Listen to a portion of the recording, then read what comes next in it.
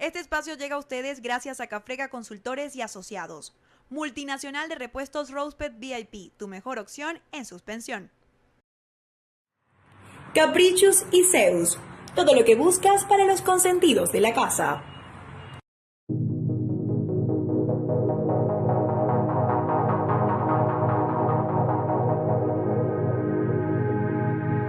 Amigas y amigos de Minuto Informativo, bienvenido el día de hoy. Por aquí Darwin Tobar, una vez más por esta pequeña pantalla de Minuto a Minuto. El día de hoy estará con nosotros una española sommelier que actualmente se encuentra en Sevilla, Mónica Rosón, Premio Pascual Herrera como Mejor Sommelier 2019, formadora de Montilla Moriles y técnico de vinos canarios. Saludos, Mónica. Hola, Darwin. Hola a todos. ¿Cómo estás? ¿Cómo te va? Pues bien, echando muchas horas a lo que tenemos que echarse la hora, como nos pasa a todos, ¿no? A esperar a ver resultados. Qué bueno. Mónica, como sommelier, explican un poco, ¿verdad? ¿Qué tiene que tener un buen vino para que sea perfecto? Pues mira, Darwin, un vino para que sea perfecto, si nos vamos a niveles técnicos, pues obviamente que tenga buena fruta, que tenga buena acidez, que sea equilibrado y poco más. Pero luego, ¿sabes lo que pasa? Que para gustos, colores, que entonces el vino perfecto es el vino que te gusta a ti. A lo mejor no es el mejor vino del mundo ni el vino mejor hecho, pero al final el vino perfecto es el que le gusta a cada uno. ¿Cuál es tu vino favorito? A ver, no tengo un solo vino favorito. Tengo vinos dependiendo del momento. Es verdad que tengo algunos vinos que me llegan más al alma, ¿no? Por decirlo de alguna manera. Hay un blanco que se llama Sabinares de la denominación origen Arlanza, que está en Burgos, en Castilla y León.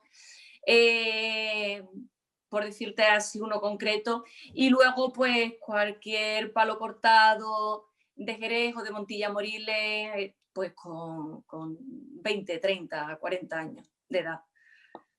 ¿A qué llamamos palo cortado, Mónica? Bueno, entramos en materia fuerte, ¿eh? Porque el palo cortado es un misterio. De hecho, hay un documental que se llama El misterio del palo cortado. A ver, originariamente el palo cortado es un vino que comienza con una crianza biológica, que es un tipo de crianza que hay en muy pocas partes del mundo, que es la crianza bajo velo de flor.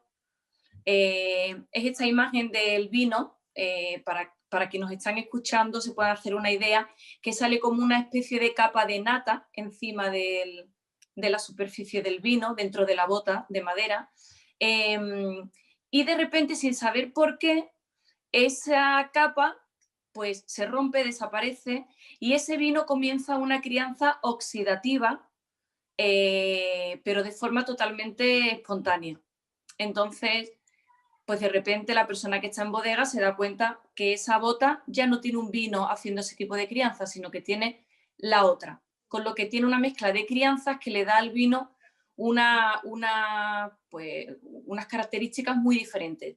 ¿Qué ocurre? Que hay muchas bodegas que ante la gran demanda de ese vino, pues sí que han podido hacer alguna trampilla, subiéndola a lo mejor, encabezándolo un poquito con alcohol, rompiendo ese velo de flor y comenzando una crianza oxidativa, ¿no? Forzada.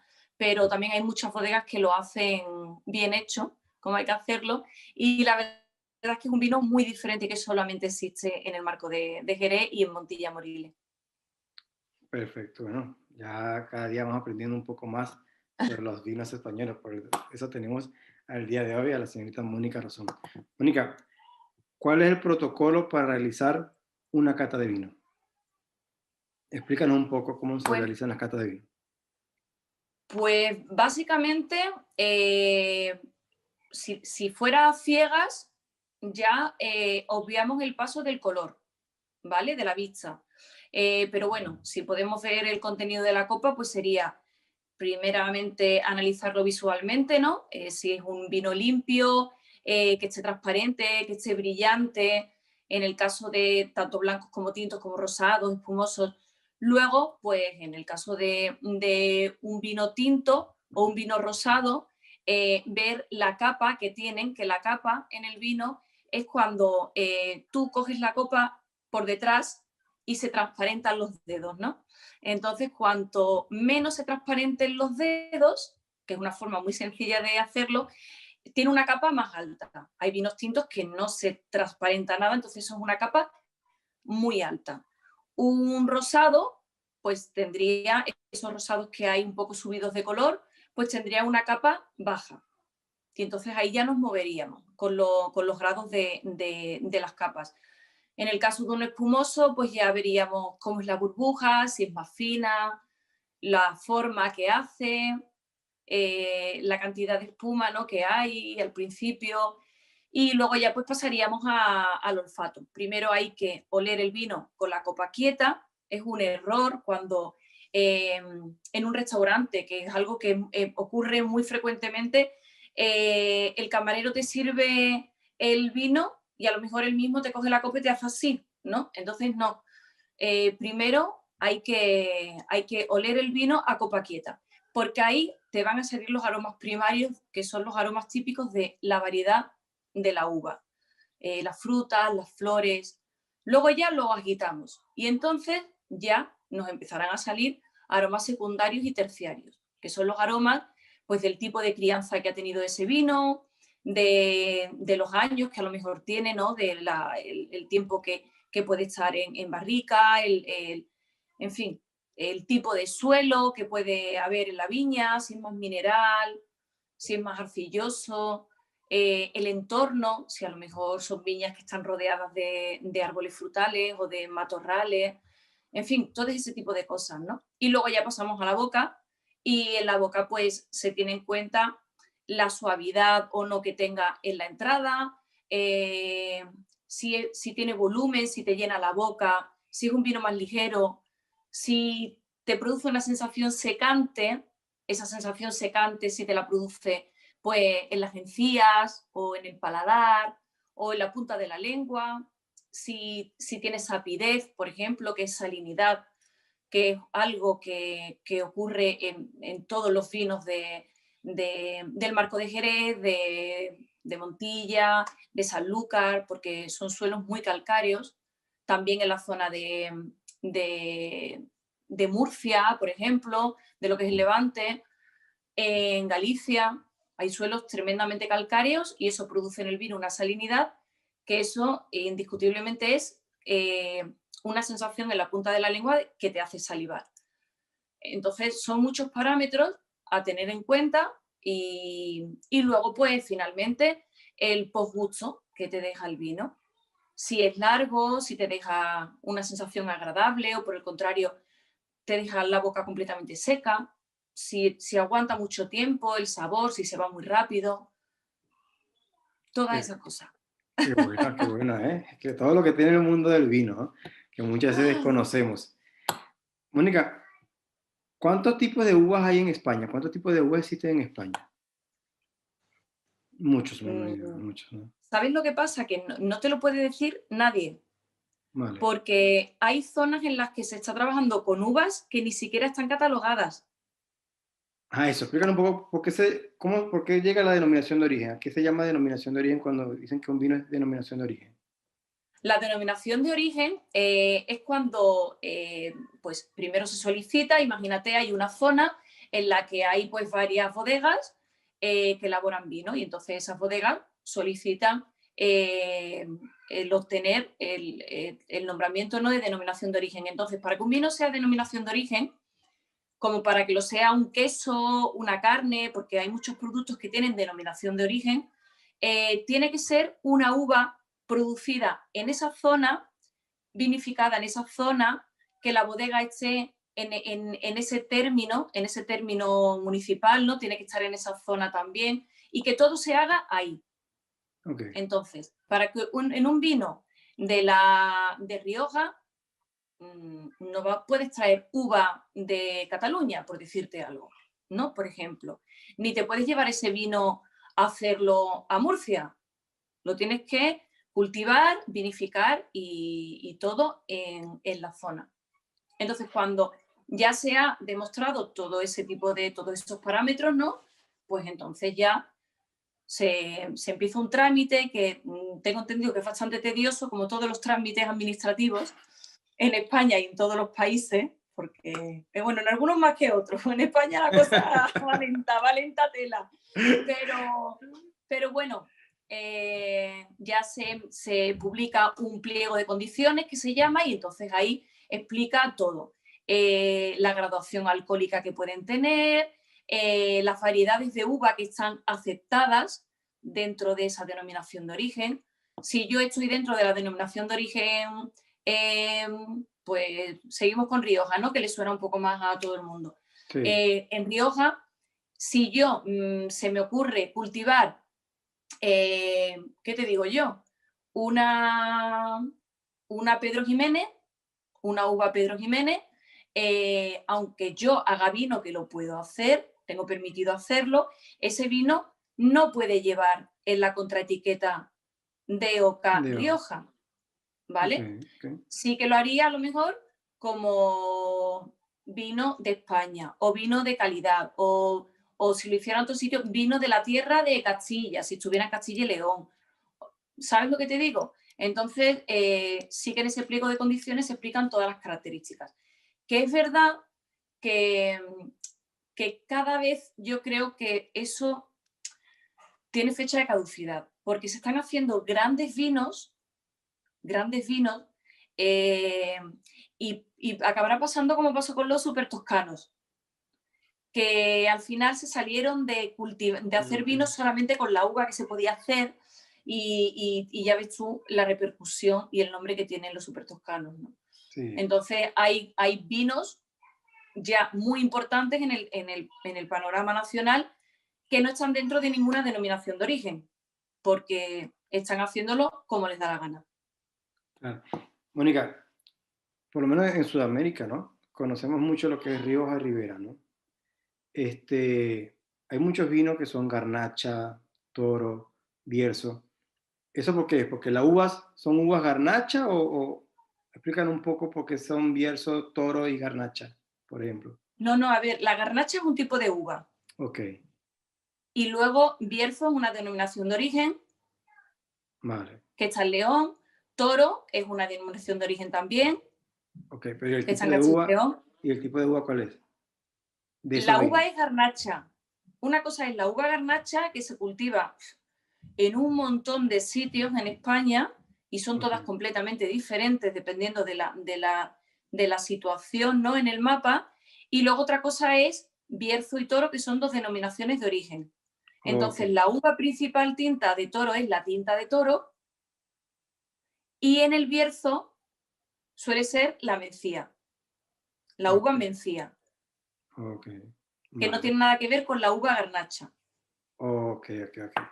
Mónica, para que los vinos sean crianza, reserva y gran reserva, ¿qué tiene que tener ese vino? Pues tiene que tener, en el caso del crianza, son 2 años de crianza de los que como mínimo tiene que estar 6 meses en barrica. Lo que pasa es que normalmente están más tiempo, la verdad. En el caso del reserva son 36 meses, 3 años, de los cuales tiene que estar un mínimo de 18 meses en barrica. Y en el caso del gran reserva son 5 años y tiene que estar un mínimo de 36 meses. Suele ocurrir que los tiempos son más amplios en madera. Normalmente son más amplios en madera. Mónica, este año, el año pasado, 2020, todos los países, o todo el mundo, ¿verdad? Estamos en un terremoto, ¿no? Algo sísmico ocurrido que nadie se lo esperó. El COVID-19. ¿Cómo, verdad, ha afectado esto al sector vinícola? Pues mira, ha afectado de una manera dramática, como ha pasado en la mayoría de los sectores, menos a los que hacen vacunas, mascarillas y geles hidroalcohólicos, porque el resto ha sido para todo el mundo una tragedia. Y en el sector vitivinícola se ha forzado una revolución. En el caso de España, España es un país que tengo entendido que en Venezuela ocurre lo mismo, que es más de cerveza que de vino, aunque parezca mentira. Pero España, siendo uno de los productores de vino más importantes del mundo, no es uno de los países que más litros de vino bebe. Y es una pena. Es un país más cervecero. Entonces, dicho esto, con el tema del COVID, las bodegas, el principal canal de distribución que tenían era la restauración. ¿Vale? Entonces, ¿qué ocurre? Que al estar la restauración cerrada, no se han visto más que obligados a empezar con otro tipo de canales. Por ejemplo, con el tema online, con la venta online, con Instagram, ¿vale? Con otro tipo de canales, porque está claro que la hostelería estaba cerrada. Sí. El tema este de que en España se ve poco vino, te lo decía porque hay otros países en los que la gente, como además tiene otros horarios, si nos vamos aquí, por ejemplo, en Europa, ¿no? Unos horarios más europeos, más tempraneros que los que se tienen en España, la gente sí que tendía más a beber vino en su casa. O sea, eso en cualquier película que veas francesa, italiana, están con la copa de vino en la mano. España no. Entonces aquí ha habido un cambio importante. Entonces, claro, las bodegas han tenido que digitalizar muchas porque algunas no tenían presencia en Internet. Entonces, claro, si no tienes presencia en Internet, no vendes online, estás muerto. Claro. Entonces, es un sector que se ha visto sacudido, pero que yo creo que también por una parte les ha servido para ponerse un poco las pilas, a marcha forzada, un poco con las nuevas tecnologías y con todo esto, porque es que no queda más remedio. Al final, es como el restaurante, ¿no? Que te lo cierran, pues te tienes que poner ahora con el tema del takeaway o hay que ingeniárselo, ¿no? Sí, es el momento de reinventarse, de hacer cosas que te diferencien de los demás. Entonces, es un sector en el que hay pues todavía una generación, en algunas bodegas, una generación pasada, ¿no? Que no está puesta con este tipo de cosas. Y es muy importante porque el COVID se superará, pero sí que es verdad que van a quedar, yo creo ya, una serie de secuelas que a lo mejor provocan un cambio en el comportamiento del cliente, ¿no? Y de todo en general. Entonces, yo creo que las bodegas, muchas se tienen que poner las pilas todavía, pero bueno, otras muchas están en muy buen camino. Mónica, los vinos dulces. Cuéntanos. ¿Qué quieres que te cuente de los vinos dulces? Con todos los que hay. Vino de Jerez, vinos dulces. ¿Cómo se compaginan los vinos dulces? ¿Con qué se pueden con los postres? ¿Hay que cumplir siempre esa normativa de que un vino dulce va con un postre? ¿O se puede compaginar con otro tipo de comida, de entrante, al final de la comida? Mira, Darwin, yo es que soy más de maridajes por contraste. Ok. Tú sabes que los maridajes los puedes hacer por asociación, ¿no? De sabores y de texturas y tal, o los puedes hacer por contraste. Y yo soy de contrastes. Entonces, a mí para un postre me gusta más a lo mejor un blanco con algo de crianza, con acidez, o un tinto con mucha fruta, una garnacha jovencita. Y a lo mejor ese vino dulce me gusta mucho más con un entrante, con un foie, con algo así, ¿no? Con unas croquetas incluso, porque a lo mejor unas croquetas de jamón, con ese punto saladito, pues con un vino dulce, imagínate el contraste que puede hacer tan rico. Y entonces a mí me gusta más ese tipo de contraste, porque al final tú estás con un postre que es dulce y le metes un vino dulce y ya es muerte por subida de azúcar. Entonces, es como, o a lo mejor tienes un postre que es más ácido. Claro. Un lemon pie, Un lemon pero pie. de estos así que son como potentes. Y mira, y a lo mejor ahí sí te pega un moscatel. O sea, que lo Un cítrico con moscatel de Málaga, claro, que es dulce, pero a la vez también tiene una acidez final que te limpia la boca y es muy agradable. Es que vinos dulces tenemos muchísimos, muchísimos. En el marco de Jerez, Montilla Moriles, hay vinos pues en Málaga, en Huelva. Mónica. Solamente en Andalucía tenemos todo eso, pero es que luego ya te vas de Despeñaperros para arriba y también te encuentras vinos dulces. Vinos tintos dulces, Sí. que son de vendimias tardías. Claro, se deja la uva, por ejemplo, una tempranillo. Se deja madurar mucho en la viña y se hace un vino dulce con esa uva. Mira, qué bueno. Vinos canarios. Cuéntanos un poco Bueno, de los los vinos vinos canarios canarios. son un mundo aparte. Los vinos canarios son un mundo aparte porque empezamos porque tienen un suelo volcánico y con una formación que no tienes en el resto de España. Unas variedades que solamente tienen allí. Porque además son unas variedades que necesitan esas condiciones climatológicas, ¿no? De ese calor, de esos vientos, a lo mejor. A mí me gustan mucho, pero sí que es verdad que creo que queda un largo camino en los vinos canarios y tienen un hándicap importante a la hora de venderlo, y es que al final Canarias está muy, muy, muy, muy abajo. Y siempre que sale el tiempo, Canarias te la pone en un recuadrito, pero no, es que Canarias está abajo. Muy abajo. Ya África, Entonces, llegando a África. hombre, claro, entonces ese transporte hay que pagarlo. Y muchas veces no sale rentable. No sale rentable. Y en el caso, por ejemplo, de introducir los vinos canarios en España, te encuentras con que, claro, tú a alguien le intentas vender en el restaurante, ¿no? Vamos, no intentar vender como metérselo, sino ofrecerle algo diferente. Pero es un vino canario, a lo mejor una Bijariego o una Baboso Negro, o, que son variedades de uva que solamente están allí, y a lo mejor la botella pues son 15 euros más que lo que a lo mejor te puede costar una botella de un vino de otra variedad de las mismas características, me refiero de crianza, de tipo de vinificación y eso, en España, ¿no? Allí tienen un terreno muy limitado. Luego, por ejemplo, si te vas a las cepas que están trenzadas, ¿no?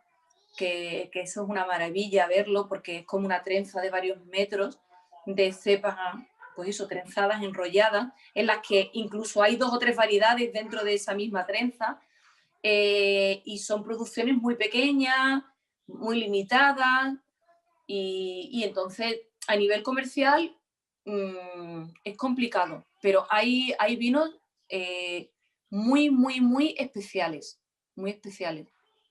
Qué bueno. Mónica, para terminar, ¿verdad?